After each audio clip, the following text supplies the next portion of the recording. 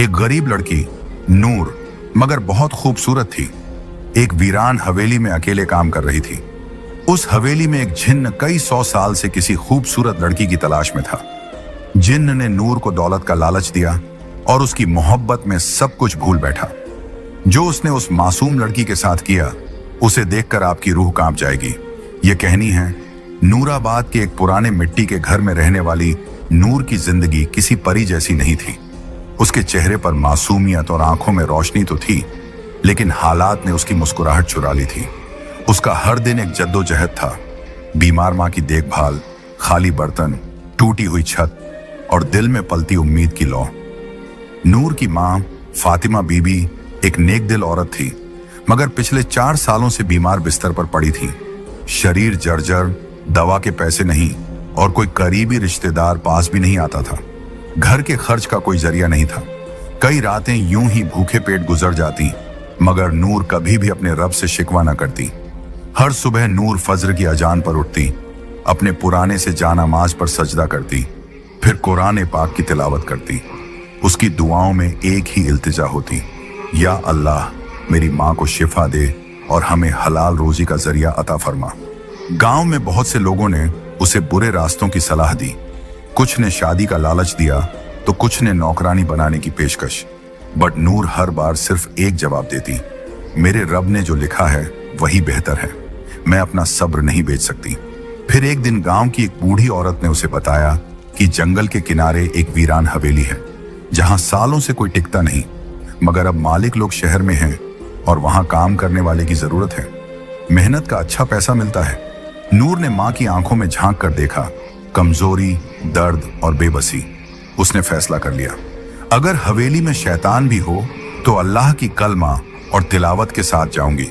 माँ से इजाजत ली, 2 रोटी और कुरान की छोटी किताब झोली में डाली और निकल पड़ी एक ऐसे रास्ते पर जहां उसके सब्र और ईमान की सबसे बड़ी आजमाइश होने वाली थी।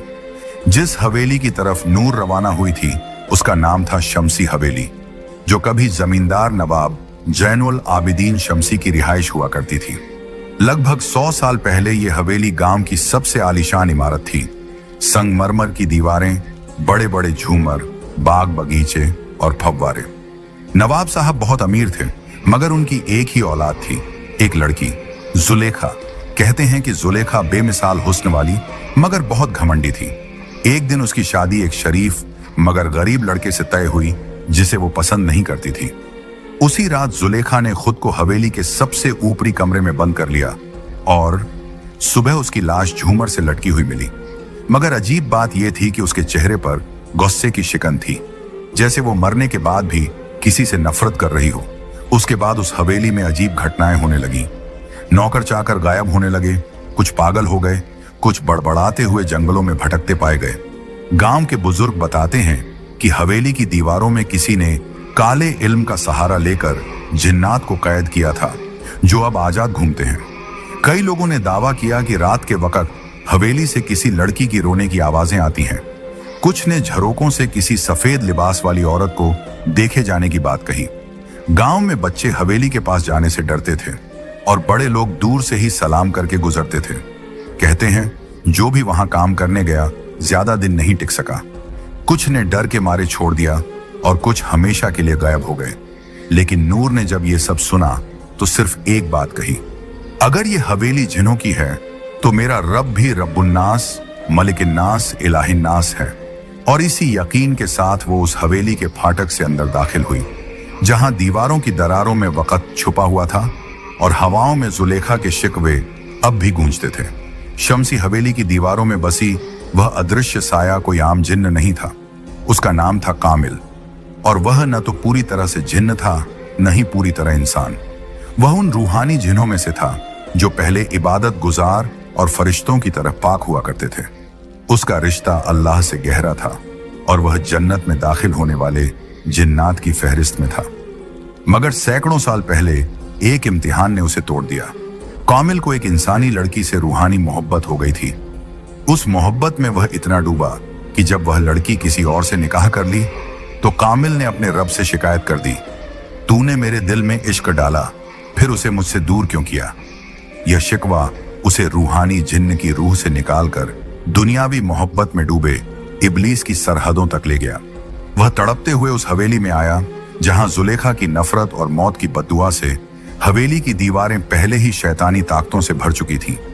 वहां कामिल सालों तक अकेला भटकता रहा, एक ऐसी रूह जो मोहब्बत के नाम पर टूटी हुई थी। जब नूर पहली बार हवेली में दाखिल हुई तो उसकी आवाज, उसकी तिलावत, उसका सब्र, ये सब कामिल के उस टूटे हुए वजूद में सुकून की तरह उतरने लगे।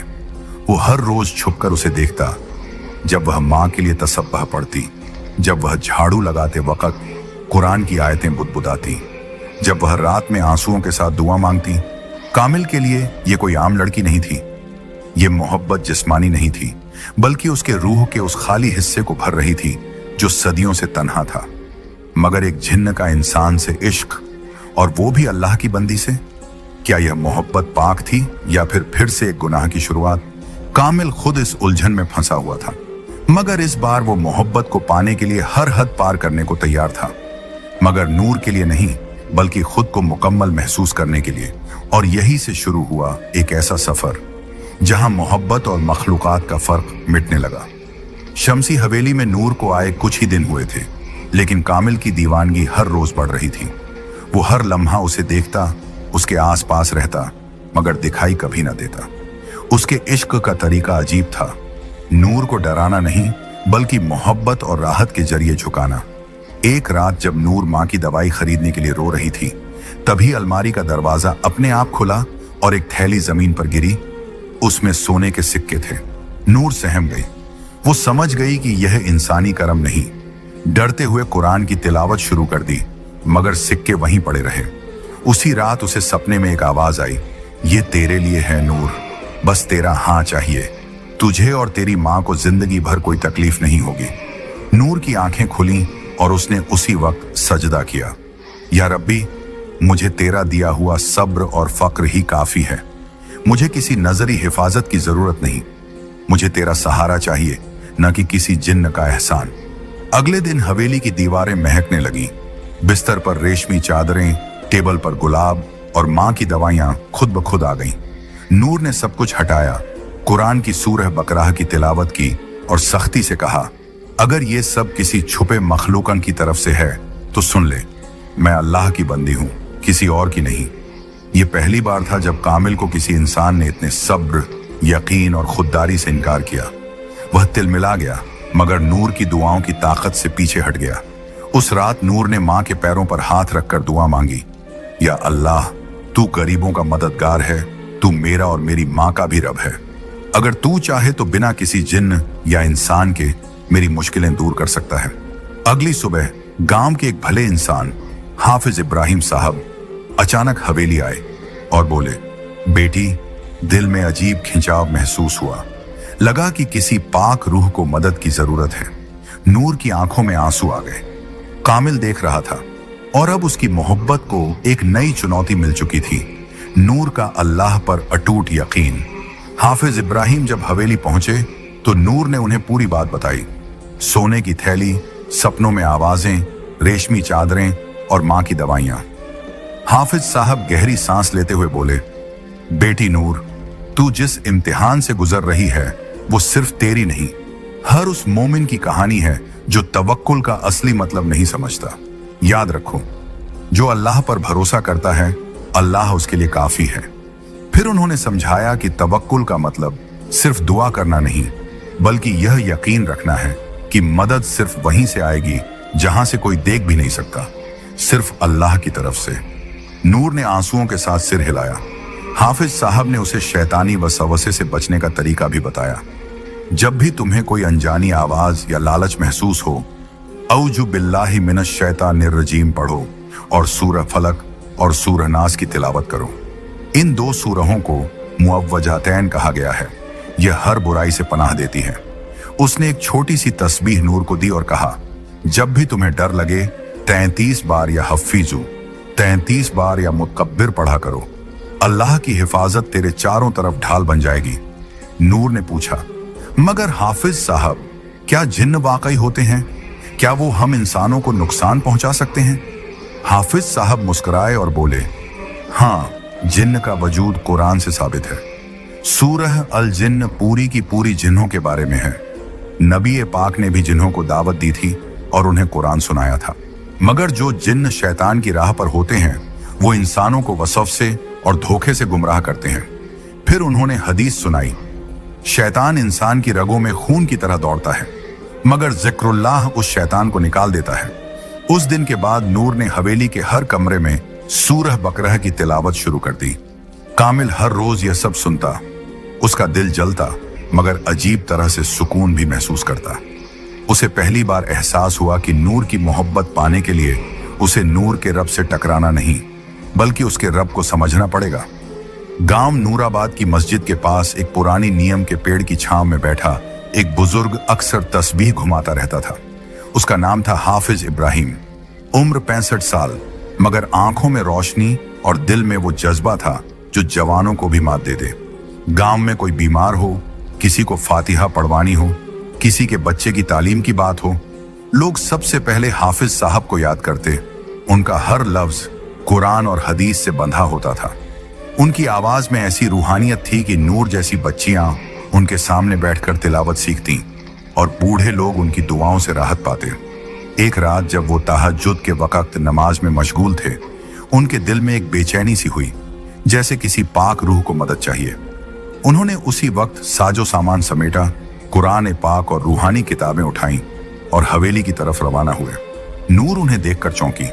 जब उसने अपनी हालत बयान की तो हाफिज साहब ने उसके सिर पर हाथ रखते हुए कहा, बेटी, तू मोहब्बत और शैतान के वसवसों के बीच फंसी है, मगर याद रख, अल्लाह की रजा से बढ़कर कुछ नहीं। उन्होंने हवेली के हर कमरे में सूरह बकरह, आयतुल कुर्सी और सूरह जिन्न की तिलावत शुरू कर दी। हाफिज साहब ने एक पाक पानी से भरी शीशी दी, जिस पर उन्होंने 41 बार सूरह फातिहा और सूरह इखलास पढ़ी थी। उन्होंने कहा, इस पानी को हर कमरे में छिड़क देना और रात में सूरह नास, सूरह फलक और आयतुल कुर्सी जरूर पढ़ना। ये जिन्न की आग को ठंडा करती है। कामिल, जो दीवारों के पीछे से सब देख रहा था, पहली बार खुद को कमजोर और डगमगाता हुआ महसूस करने लगा।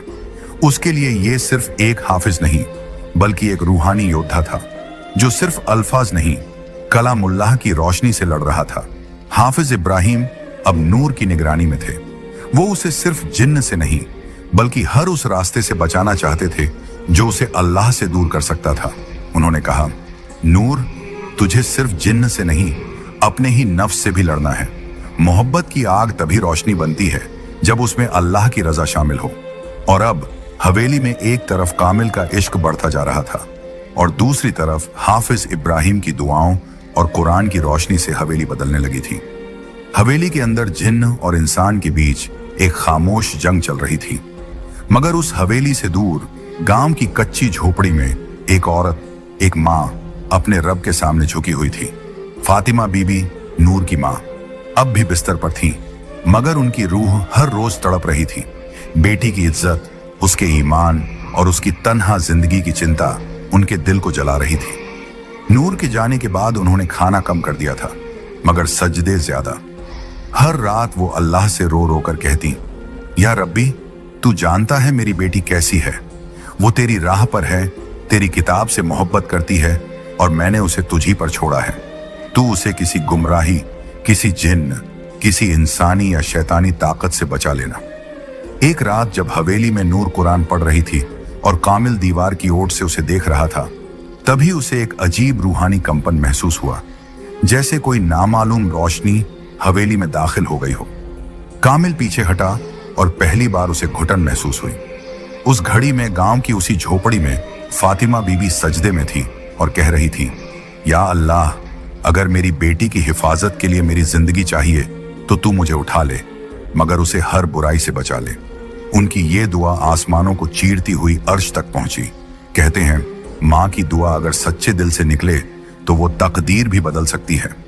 और उस रात कामिल को एहसास हुआ कि नूर अकेली नहीं है। वो उस माँ की दुआओं की हिफाजत में है जिसे अल्लाह से सीधा रिश्ता है। अगले दिन नूर को हवेली की एक खिड़की से सफेद रोशनी सी दिखी और दिल में एक अजीब सुकून। वो समझ गई, उसकी माँ ने जरूर दुआ की होगी और रब ने जरूर सुनी होगी। उसने कुरान की एक आयत दोहराई, उज्कुरूनी अज़्कुरकुम, तुम मुझे याद करो, मैं तुम्हें याद करूंगा।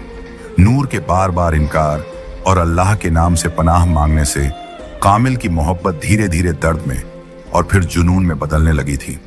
पहले वो नूर के आसपास रहकर बस सुकून महसूस करता था, अब उसे उसकी हर बात में अपनी तौहीन महसूस होने लगी। मैंने उसे सब कुछ देना चाहा, अमीरी, राहत, उसकी मां की शिफा तक, और उसने मुझे ठुकरा दिया सिर्फ इसलिए कि मैं जिन्न हूं।